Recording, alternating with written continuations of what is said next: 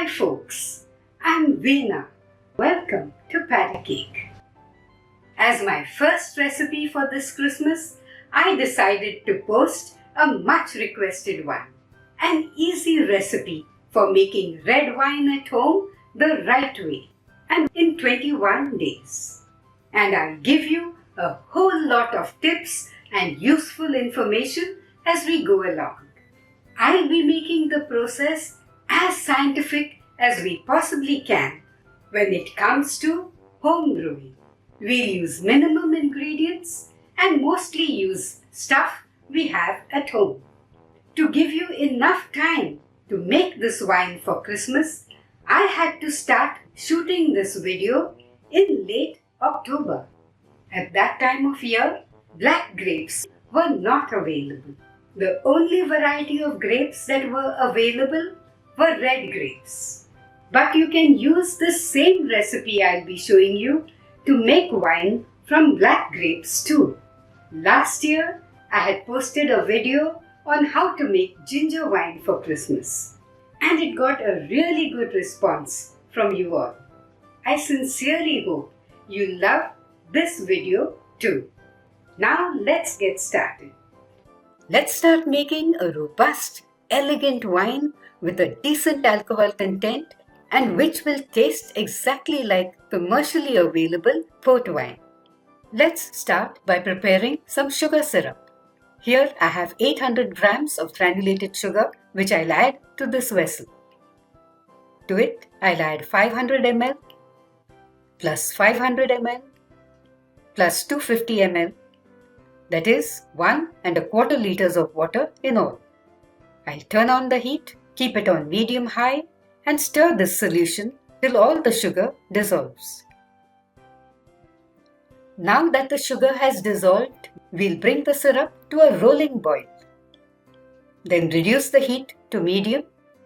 Let it boil for around 2 to 3 minutes and then turn off the heat and let the syrup cool. In the meanwhile, here's 50 grams of wheat which I've washed well several times and which we'll be adding to the crushed grape mix to add body to the wine. We'll roast these on medium-low heat for a few minutes. These are now dry and also well sanitized. I've transferred them to a sanitized bowl. This brings me to an important point that I have to stress. Cleanliness and proper sanitization is the most important step for preserving homemade wine and preventing it from being contaminated by unwanted bacteria and other germs. And that is why your hands and every piece of equipment you use while brewing wine must be thoroughly sanitized. Here are some of the things I've sanitized for today. But I must clarify that I haven't used any chemical sanitizers. Just soap and warm water. After that, I rinsed my equipment with plenty of boiling hot water and then dried everything. You might be wondering, is sanitizing with boiling hot water enough for keeping the wine uncontaminated for several months or a year? Is this safe for the long term? Maybe not. But for the short term, it is. It's fine. Meaning, if you're going to consume the homemade wine within around 3 months, you can be almost sure the wine will stay good till then. It just might stay good even for 6 months. But why take chances, no? Okay, like I told you, I'm using red grapes. They weigh 1½ kilos and they are seeded grapes. And that's good for flavor and improving the quality of the wine. I've washed the grapes thrice in plenty of tap water and will now immerse them in salt water for around 15 minutes. I'll sprinkle 2 tablespoons of salt on the grapes and then pour some boiled and cooled water over them. Now that 15 minutes are up, I'll drain away the salt water and then rinse the grapes with plenty of boiled and cooled water. Here are the washed grapes. I've sanitized my hands by using antibacterial hand wash and then rinsing them with boiled and cooled water. And so I'll now separate the grapes from the stalks and stems and also discard any spoilt grapes. I'm transferring the good ones to this parat. I haven't found a single bad grape till now. And now we'll give the grapes a final rinse with boiled and cooled water and transfer them to a colander to let any excess water drain away. It's now time to crush the grapes and transfer them to the wide-mouthed container we'll be using for the first fermentation. The container could be a glass jar or a ceramic or stainless steel one, not a container made of aluminium or any other metal. But it could even be a plastic one. Only make sure the plastic container is made from food-grade plastic like this one. Let me quickly explain which plastics are categorized as food-grade and how to identify them. You might have noticed that many plastic items have the triangular recycling symbol. If you look closely, you'll see a number stamped inside that triangle. Well, if that number is 1, 2, 4, 5 or 7, that indicates the item is made from food-grade plastic. For our purpose, however, you have to look for the numbers 1, 2 or 5. In my opinion, food-grade plastic containers are best for using as fermentation jars. Like glass and ceramic containers, they don't affect the taste of the wine, but they are also light and easier to handle than glass or ceramic jars. Coming back to our brewing, you could use a masher like these to crush the grapes, or you could use your clean hands.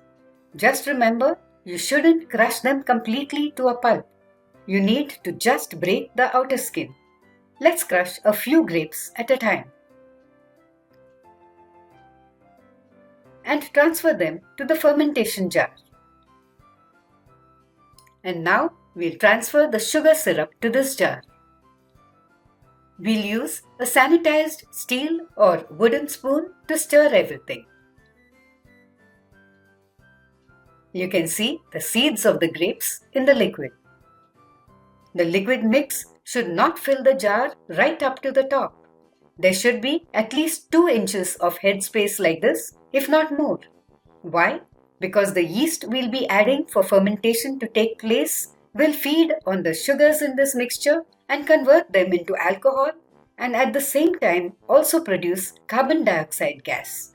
We need the headspace for the gas that will be released once the fermentation starts.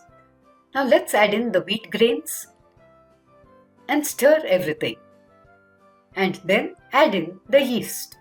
We are using the same yeast used in baking and not the special wine yeast which is costly in India. This is 3/4 teaspoon of instant dry yeast, and so I'm adding it directly into the mixture. However, if you're going to use active dry yeast, you'll have to first activate it. We'll stir the contents of the jar well so that the yeast is well dispersed. Within a few hours, vigorous fermentation will commence. So we'll now tie the mouth of the jar with a sanitized folded kitchen napkin that will allow the released gas to escape into the air and at the same time prevent dust and insects from falling into the fermentation liquid. We'll let the primary fermentation, which will be vigorous during the first 5 days, go on for 12 days. But we'll open the jar and stir its contents with a sanitized spoon once every day during this period of 12 days. Now let's place the lid of the jar lightly on top. I'll keep this jar in a cool, dark space in my house where it will not be disturbed. And since fermentation has to take place in the dark and this plastic jar is transparent, I'll cover it with a thick, clean towel. An important point I have to mention. Make sure your yeast is not past its expiry date. Now I'll see you after 24 hours. The grape mixture has fermented for 1 full day and it's time to give it a stir using a sanitized spoon. You can see the crushed grapes and their skins have all moved to the top of the jar, and at the bottom we have the wine. It has a pale creamish color. If we had used black grapes, the color would have been a reddish pink. which would then deepen to a bright red color as the fermentation proceeds. But with red grapes, we can only hope for a pale pink color like that of a rosé wine. However, I have an idea for getting the color of this wine to deepen. But we'll wait for one more day. Let's stir the contents. Notice how much carbon dioxide has been released from within the liquid because of the vigorous fermentation. We have to stir everything for at least a minute. During this period of fermentation, we allow oxygen from the air to enter the jar through the cloth napkin. At this stage, contact with oxygen is good because the yeast needs oxygen to thrive. That's why it won't matter even if you use a larger fermentation jar than this one with even more headspace on the top of the liquid.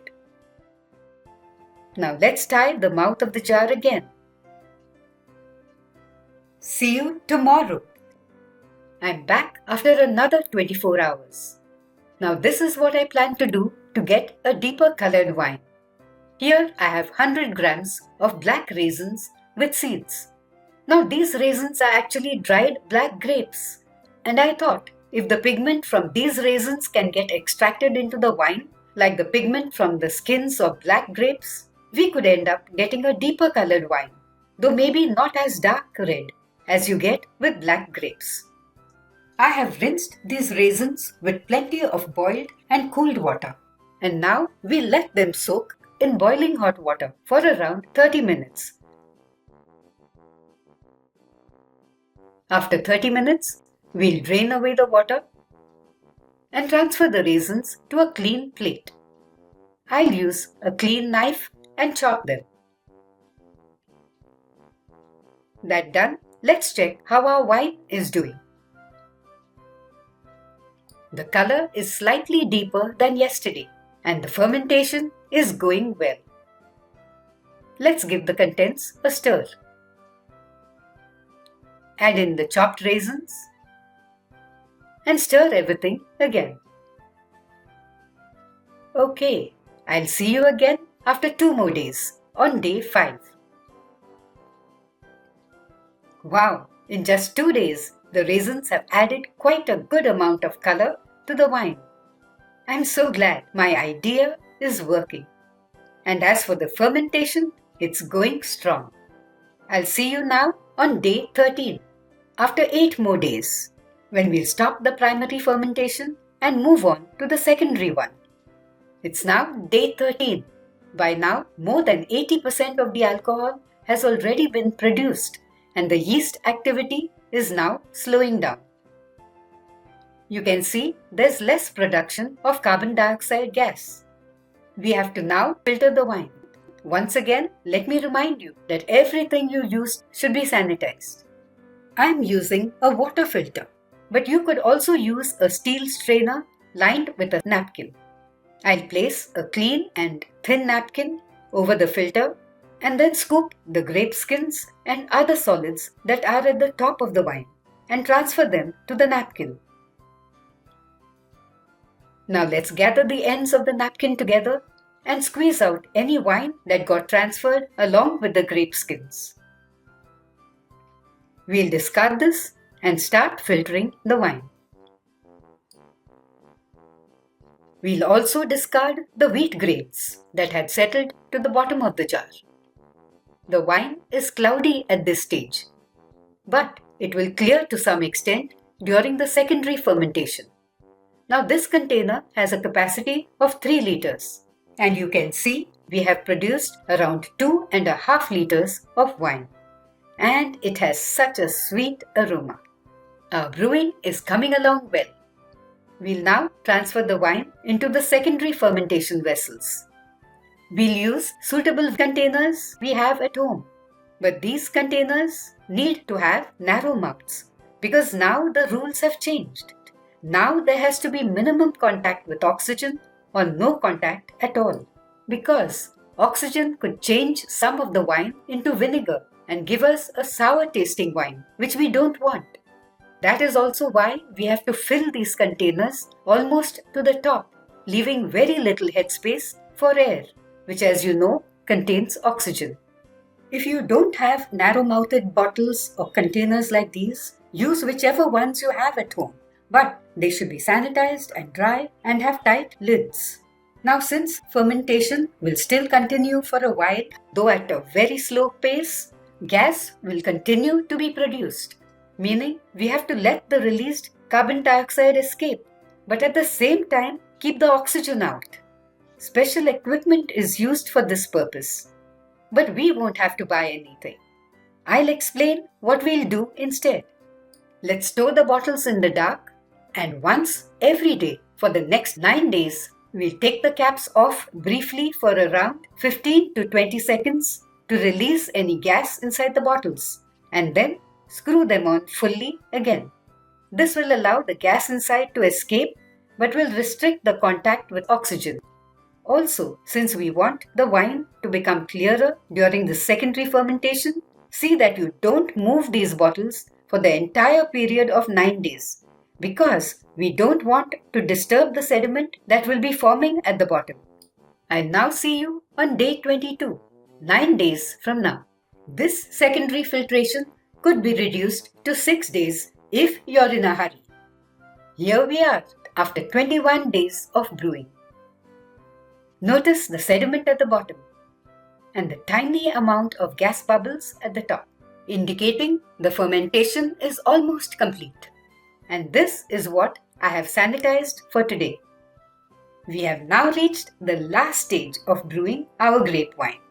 Now we have to filter the wine without disturbing the sediment and then bottle it. I'll start with this bottle. We have to discard this. I'm done with the filtering.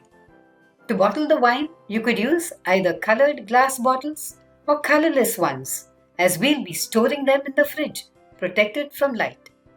I have 3 bottles of 750 ml capacity and a smaller one of 375 ml. We'll fill them to just below the shoulder level, like this. This small bottle is only half full. The wine has cleared up considerably, hasn't it? The more standing time you give it, the more it will clear naturally without having to add any chemical agents. As a final step, to increase the alcohol level a little and enhance the taste, and at the same time keep the activity of any residual yeast to a minimum, we'll fortify the wine with a little brandy. 30 ml or 2 tablespoons for the bigger bottles, and 15 ml or 1 tablespoon for the smaller bottle. Our delicious grape wine is now ready to be enjoyed right away, or you could wait for a few more days or weeks for it to clear even further. See that you store the bottles in the fridge and take the caps off briefly for a few seconds every 3 to 4 days till the formation of gas bubbles stops completely, and consume the wine within around 2 months. You have to take these precautions because it is a home brewed wine without any chemical stabilizers, preservatives, etc. Okay, time to say cheers. The wine smells great and looks so tempting. Don't forget, you can use the same process I have showed you with or without the raisins for making a richer, deeper red grape wine with black grapes. I hope many of you will try out my recipe for making delicious red wine at home in time for Christmas. But you'll have to start brewing within 10 days and then get ready to bring some Christmas cheer to your home with your rich, aromatic, home-brewed grape wine. But before that, if you found this tutorial useful, please like and share my video. Have any questions? Post them in the comments box. I'll be so happy to answer them. See you in my next Christmas video. Till then, take care and stay connected.